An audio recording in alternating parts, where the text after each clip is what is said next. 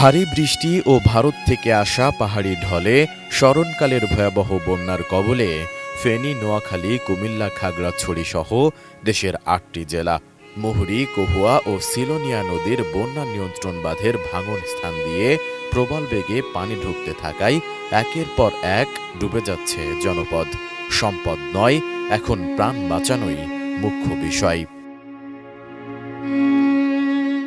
পরিস্থিতির অবনতি হওয়ায় বিদ্যুৎ বিচ্ছিন্ন হয়ে পড়েছে লাখ লাখ মানুষ।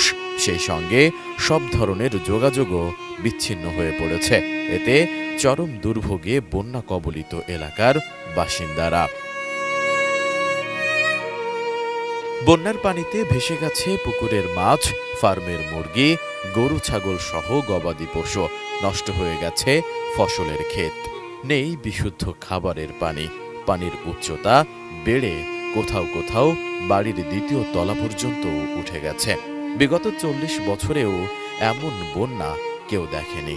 পানির মধ্যে অসহায় দৃষ্টিতে তাকিয়ে থাকা এক শিশুর ছবি কাঁদিয়েছে অনেককে। নিষ্পাপ শিশুর হৃদয়স্পর্শী চাহনি বুঝিয়েছে এমন আকস্মিক বন্যার কাছে কতটা অসহায় হয়ে পড়েছে লক্ষাধিক মানুষ। ড্রামের ভেতর নাতি নাতনিদের বসিয়ে নিরাপদ আশ্রয় নিতেও দেখা গেছে এলাকার বাসিন্দাদের।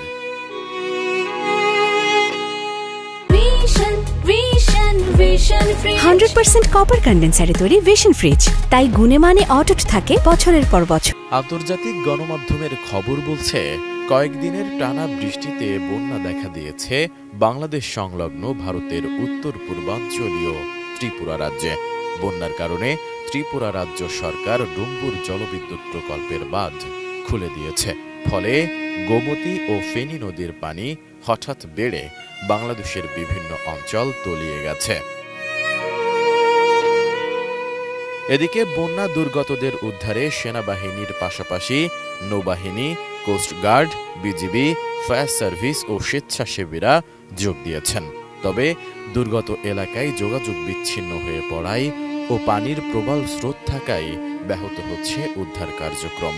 এরই মধ্যে ত্রাণ কাজের জন্য নগদ ১,৮৭,০০,০০০ টাকা, ১৫,৯০০ মেট্রিক টন চাল ও ১৫,০০০ প্যাকেট শুকনো খাবার বরাদ্দ দেওয়া হয়েছে।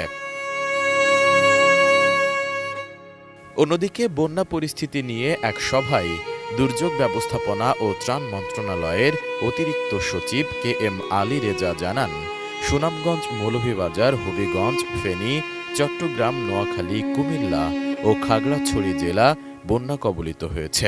আবহাওয়া সংস্থাগুলোর তথ্য অনুযায়ী আগামী ৪৮ ঘণ্টায় দেশের উত্তর পূর্বাঞ্চলের উজানে মাঝারি থেকে ভারী বৃষ্টিপাতের পূর্বাভাস রয়েছে। ফলে এ সময় উত্তর পূর্বাঞ্চলের সিলেট, সুনামগঞ্জ, নেত্রকোনা, মৌলভীবাজার ও হবিগঞ্জ জেলার প্রধান নদীগুলোর পানি কয়েকটি পয়েন্টে আরও বাড়তে পারে। ফলে ওইসব এলাকার নিম্নাঞ্চল প্লাবিত হতে পারে। এমন পরিস্থিতিতে বন্যা দুর্গত এলাকাবাসীর জন্য জরুরি উদ্যোগ নেওয়া প্রয়োজন। SI রাজ, ATN নিউজ।